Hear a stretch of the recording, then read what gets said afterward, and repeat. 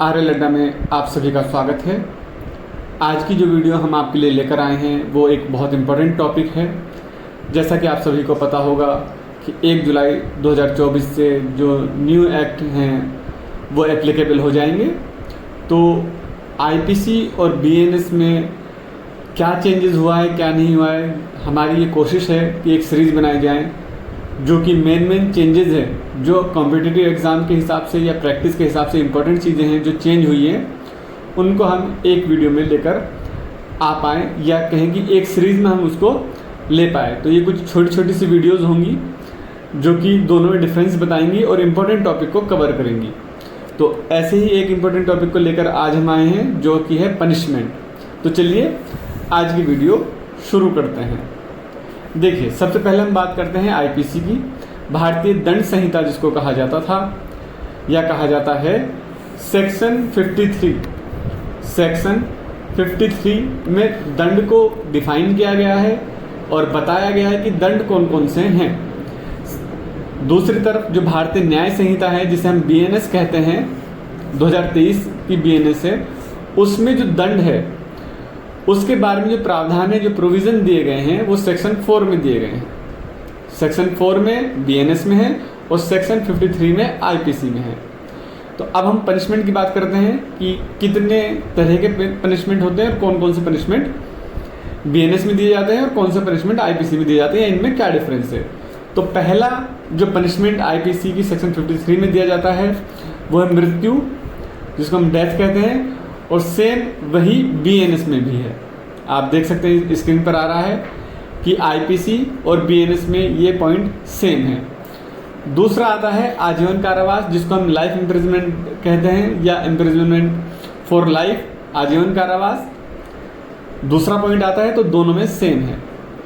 अब बात करते हैं तीसरे पॉइंट की। जो तीसरा है, आईपीसी में उसको निकाल दिया गया था 1949 में, रिपील कर दिया गया था। आपको याद होगा, आप अगर फिल्म वगैरह देखते होंगे या आपको ने पहले सुना होगा लोगों से कि काले पानी की सज़ा दी जाती थी। तो ये वही तीसरा पॉइंट था, जो काले पानी की सज़ा दी जाती थी उसको 1949 में निकाल दिया गया था। लेकिन बीएनएस में जो तीसरा पॉइंट है, बीएनएस में तीसरा पॉइंट और आईपीसी का चौथा पॉइंट दोनों सेम है, क्योंकि जो तीसरा पॉइंट है आईपीसी का वो निकाल दिया गया है। इसको समझने से पहले ये समझना ज़रूरी होगा कि जो कारावास है, चौथा पॉइंट जो है कारावास के बारे में बताता है और दोनों में कारावास जो है लगभग सेम ही है। जैसे जो कारावास है वो 2 तरह का होगा।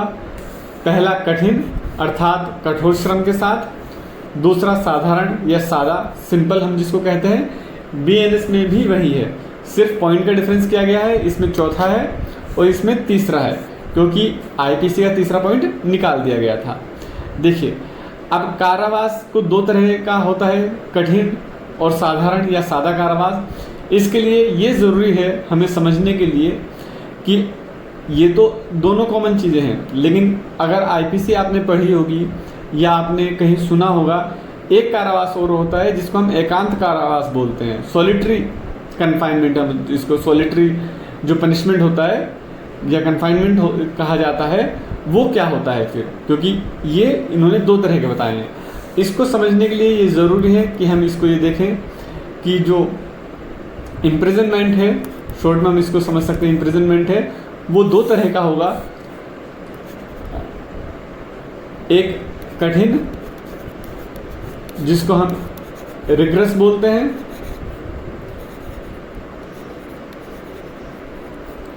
दूसरा होगा सादा, जिसे हम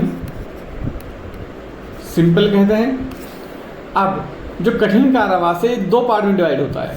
कठिन कारावास 2 पार्ट में डिवाइड होता है। एक तो सिंपल कठिन कारावास जिसमें कठोर श्रम के साथ होता है, एक तो कठोर श्रम के साथ होता है, और इसी का एक जो दूसरा पार्ट है, इसका जो दूसरा पार्ट है वो होता है एकांत कारावास।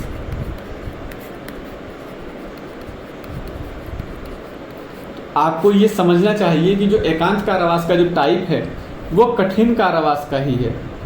तो ये कभी कभी जब हम कहते हैं कितने टाइप के कारावास आईपीसी में दिए जाते हैं, तो हम कठिन कारावास, साधारण कारावास और एकांत कारावास गिन लेते हैं, जबकि कठिन कारावास का ही पार्ट एकांत कारावास है। इसको याद रखना ज़रूरी है क्योंकि एग्ज़ाम में कई बार ये पूछा गया है कि आईपीसी में कितने तरह का कारावास दिया जाता है। ये मैं आपको अभी बताऊंगा, पहले इसका ये पॉइंट पूरा कर लेते हैं। क्वेश्चन क्या बनता है, कहाँ से बनता है और किसके लिए इम्पोर्टेंट है, इसको समझिए। देखिए नेक्स्ट पॉइंट है पांचवा पॉइंट है संपत्ति का समापहरण। संपत्ति का समापहरण, जिसको बीएनएस में जो नाम दिया गया है वो वही है, संपत्ति का समापहरण है संपत्ति की जब्ती, फॉरफीचर ऑफ प्रॉपर्टी। और छठा पॉइंट है जुर्माना, जिसको हम फाइन कहते हैं, और इसमें पांचवा पॉइंट है जुर्माना। अब आप ये देखिए कि छठा पॉइंट है जुर्माना है या पांचवा है, लेकिन हम इसके थर्ड पॉइंट को नहीं भूल सकते। थर्ड पॉइंट को काउंट तो किया जाता है लेकिन वो है नहीं, काउंट तो किया जाता है लेकिन है नहीं। बीएनएस में एक नया जो पनिशमेंट है वो जोड़ा गया है, वो है सामुदायिक सेवा, कम्युनिटी सर्विस। लेकिन कम्युनिटी सर्विस को कहीं पर भी डिफाइन नहीं किया गया है।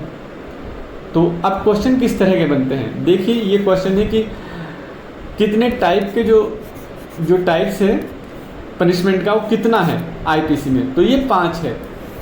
भले ही यहाँ पर 6 पॉइंट है क्योंकि थर्ड पॉइंट निकाल दिया गया है, इसलिए इसको 5 तरह का या 5 प्रकार का पनिशमेंट माना जाता है आईपीसी में। और ये कई बार क्वेश्चन एग्जाम में आया है और काफ़ी बड़े बड़े एग्जाम में क्वेश्चन आया है, क्योंकि हम उसको अक्सर ये लगा लेते हैं कि वो छठा पॉइंट उसको दे रखा है तो ये छठा पॉइंट होगा, लेकिन ऐसा नहीं है। ठीक है, अब 5 पॉइंट ये इसमें आ गए। अब जो छठा पॉइंट है इसमें वो सामुदायिक सेवा है, ये नया जोड़ा गया है बीएनएस में। तो क्वेश्चन ये भी बन सकता है एग्जाम में आने के लिए कि ऐसा कौन सा पनिशमेंट है जो बीएनएस में डिफाइन नहीं है या जिसको बीएनएस में बढ़ा दिया गया है या जो बीएनएस के जरिए दिया जाता है, तो वो सामुदायिक सेवा है। अब ये सामुदायिक सेवा किसी भी तरह की हो सकती है, हो सकता है जो ऑर्डर हो इस तरह का हो कि आपको इतने लोगों को पानी पिलाना है या पेड़ पौधे लगाने हैं, कोई भी समाज की सेवा करने का पनिशमेंट दिया जा सकता है। ये दोनों में डिफरेंस है बीएनएस में और आईपीसी में। अगर हम इसको ओवरऑल देखते हैं तो सिर्फ एक पनिशमेंट बढ़ा है, वो है सामुदायिक सेवा बीएनएस में, जो कि पहले आईपीसी में ऐसा कोई भी क्राइम नहीं था। तो अगर हम टाइप्स की बात करेंगे तो टाइप्स यहाँ पर 6 होंगे।